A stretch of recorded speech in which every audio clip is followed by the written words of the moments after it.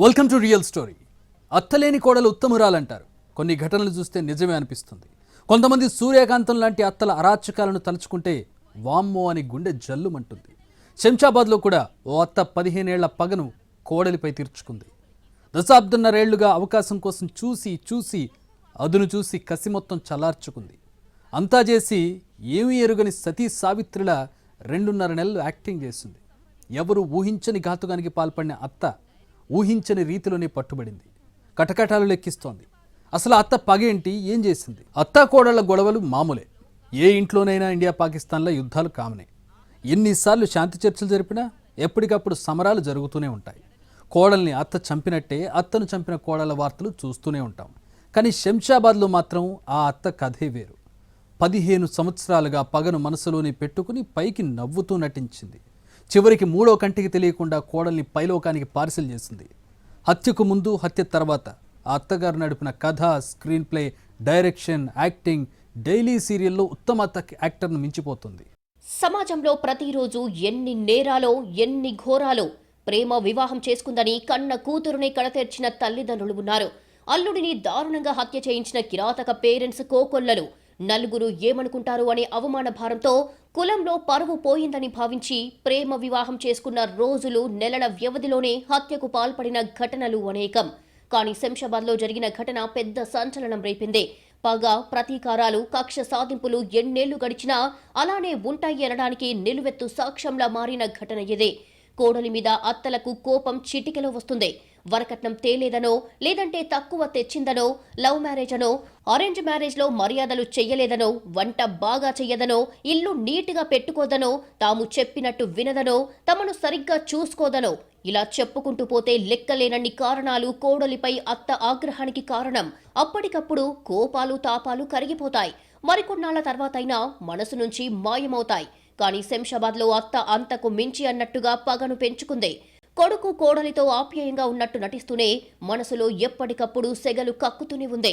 కోడలికి 2 కొడుకులు పుట్టి పెద్దయ్యారు. చూస్తుండగానే 15 ఏళ్లు గడిచిపోయాయి. అయినా అత్త పగ చల్లారలేదు. అతను చూసుకొని కోడలిని దారుణంగా హత్య చేసింది. తన పగ, ప్రతీకారాన్ని తీర్చుకుంది. భార్య కనిపించకపోవడంతో బంధువుల ఇళ్లల్లో, తెలిసిన వ్యక్తుల వద్ద గాలిస్తున్న కొడుక్కి కూడా అనుమానం రాకుండా నటించింది ఆ తల్లి. తన భర్తకు కూడా విషయం తెలియకుండా జాగ్రత్త పడింది. కానీ చిన్న అనుమానంతో అడ్డంగా దొరికిపోయింది. తన భార్యను హత్య చేసింది తన తల్లే అనే విషయం తెలిసిన కొడుకు షాక్ అయ్యాడు. కోడలిని వెతుకుతున్నట్టు నటిస్తూనే అంతటి దారుణానికి తెగబడిందా అని ఊళ్ళోని వాళ్లంతా విస్తుపోయారు. శంషాబాద్ మండలం రామంజాపూర్ తండాకు చెందిన ముడావత్ సూర్య అలియాస్ సురేష్ కు అదే తండాకు చెందిన డోలీతో 15 ఏళ్ల కిందట పెళ్లయ్యింది. వీరికి 2 కుమారులు. సురేష్ డీసీఎం వాహన డ్రైవర్ గా పనిచేస్తుండగా డోలీ కూలీ పని చేస్తుండేది. సురేష్ తల్లిదండ్రులు తులసి, అనంతి కొన్నేళ్ల నుంచి సాతంరాయ్ దగ్గరున్న వ్యవసాయ క్షేత్రంలో పనిచేస్తూ అక్కడే ఉండేవారు. సురేష్ చిన్న కొడుకు మనోహర్ వీరి దగ్గరే ఉండేవాడు. సురేష్ దంపతులు పెద్ద కొడుకుతో కలిసి రామంజాపూర్ తండాలో నివసిస్తున్నారు. సురేష్ తరచూ మద్యం తాగి వచ్చి భార్యతో గొడవ పడేవాడు. ఈ క్రమంలో గత నవంబర్ 10న డోలీ అదృశ్యమయ్యింది. ఎంతకీ ఇంటికి తిరిగి రాలేదు. అదే నెల 14న శంషాబాద్ పోలీసులకు భర్త ఫిర్యాదు చేశాడు. భర్తతో గొడవ పడిన డోలీ సాతంరాయ్లో ఉన్న అత్తామామల వద్దకు వెళ్లింది. అదే రోజు రాత్రి వ్యవసాయ క్షేత్రానికి ఎదురుగా ఉన్న నిర్మానుష్య ప్రదేశానికి బెంగుళూరు జాతీయ రహదారి దాటి అత్తా కోడలిద్దరూ వెళ్లారు. తర్వాత అత్త ఒక్కతే ఇంటికి చేరింది. కోడలి జాడలేదు. అత్తా కోడలిద్దరూ వెళ్లడం ఎవరూ చూడలేదు. దీంతో తనకేమీ తెలియనట్టే, తానేమీ చెయ్యనట్టే యాక్టింగ్ చేసింది అత్త. అందర్నీ నమ్మించింది. కోడలి కోసం కుటుంబ సభ్యులతో కలిసి వెతికినట్టు నటించి తనపై అనుమానం రాకుండా చూసుకుంది. ఏమీ జరగనట్టే, ఏమీ తెలియనట్టే చాలా కవర్ చేసింది. అటు కోడలి పిల్లలు, భర్త మాత్రం ఆమె కోసం ఎదురు చూస్తూనే ఉన్నారు. కానీ కోడలిని అత్త ఎప్పుడో పరలోకానికి పంపించేసిందన్న సంగతి ఎవరూ తెలుసుకోలేకపోయారు. కనీసం మృతురాలి భర్త, పిల్లలు కూడా వెంటనే అనుమానించలేకపోయారు.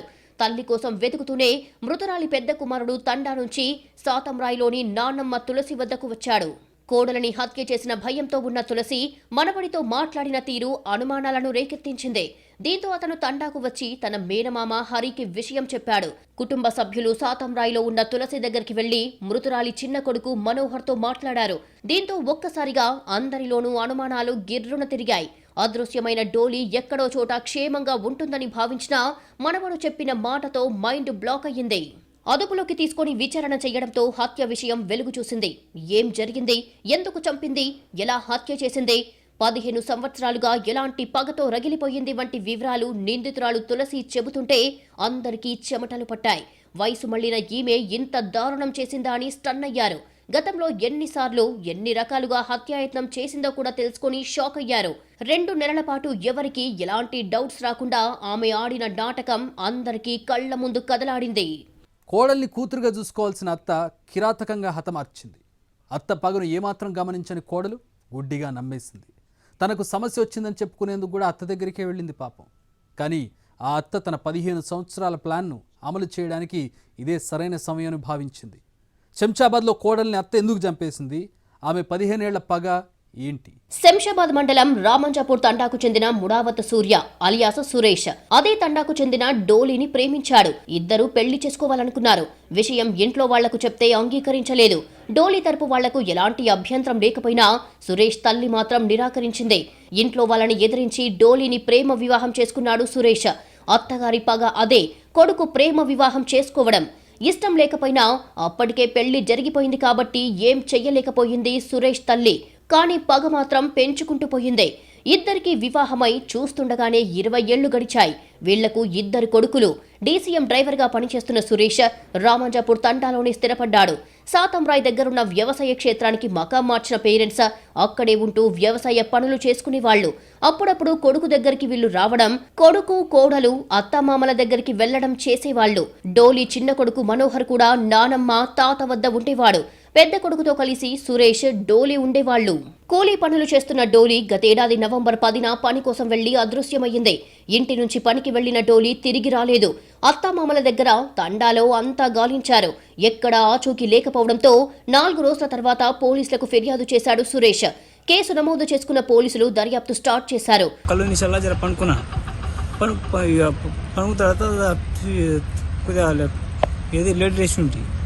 ఆమె దిగి ఇంటికి వచ్చిందంట, ఏది సాతంరాయ్ వచ్చిందంట.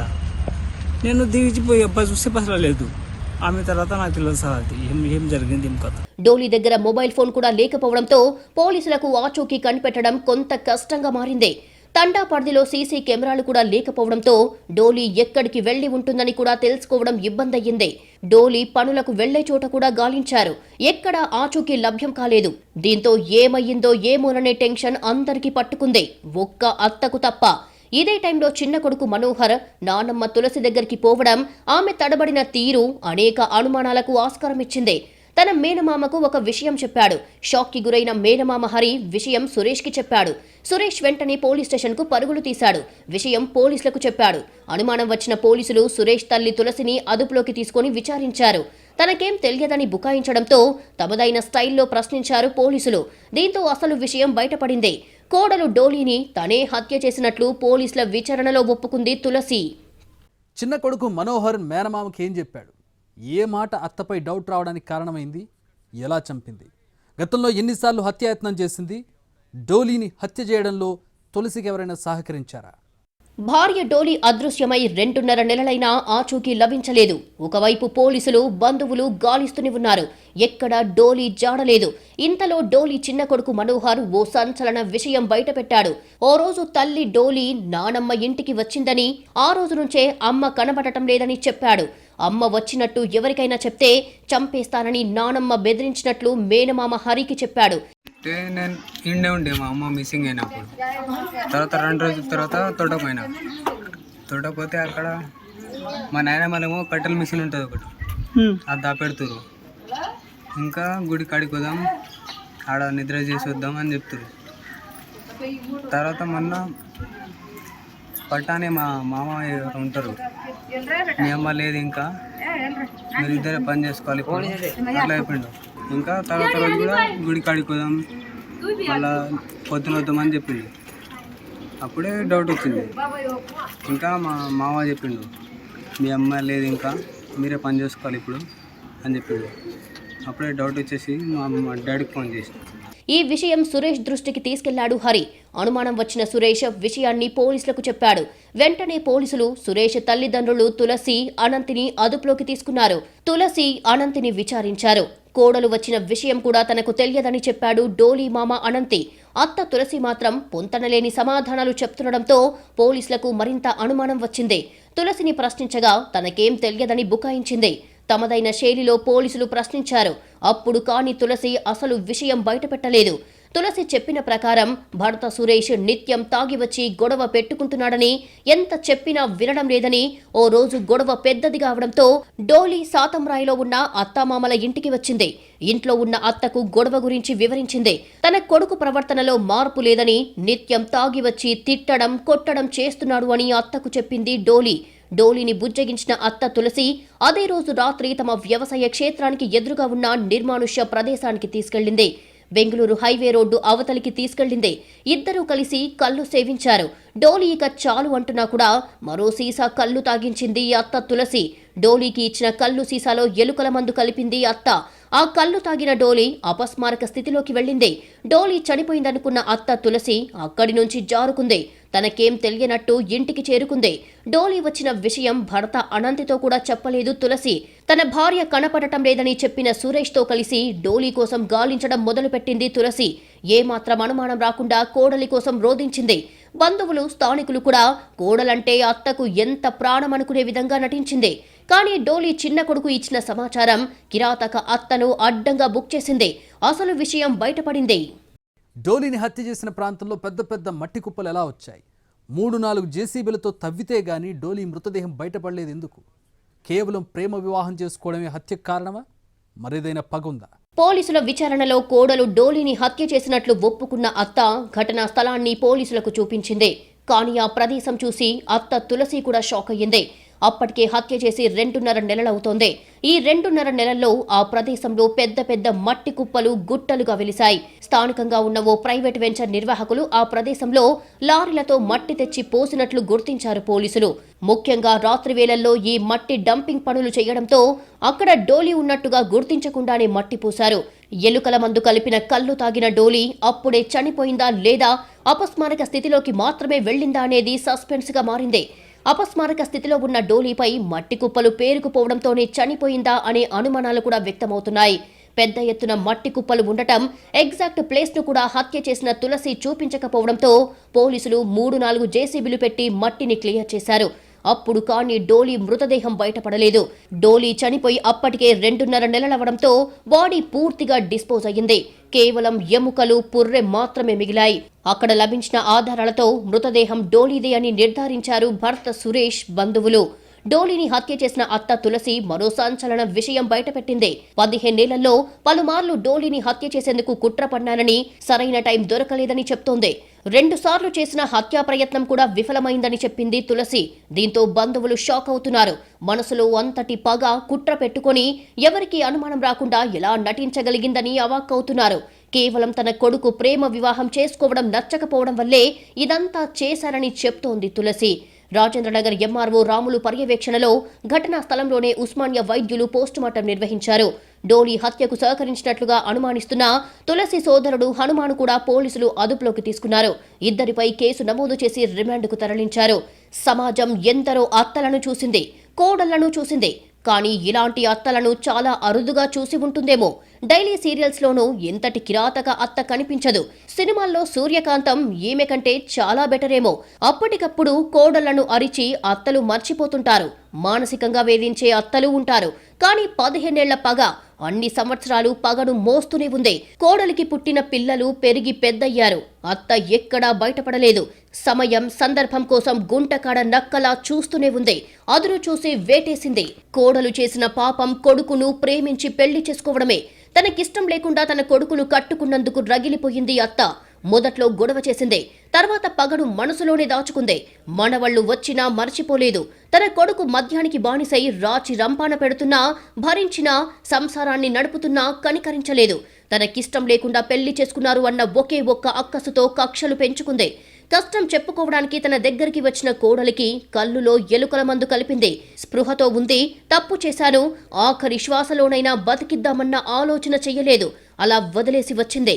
రాత్రిపూట చిమ్మ చీకట్లో మట్టి దిబ్బల్లో కూరుకుపోయి ఊపిరి వదిలింది కోడలు డోలీ. ఇలాంటి అత్తలు కూడా ఉంటారా? ఇంతటి దాష్టికానికి పాల్పడే యమకింకర అత్తలు ఉంటారా అని స్థానికులు మాట్లాడుకుంటున్నారు.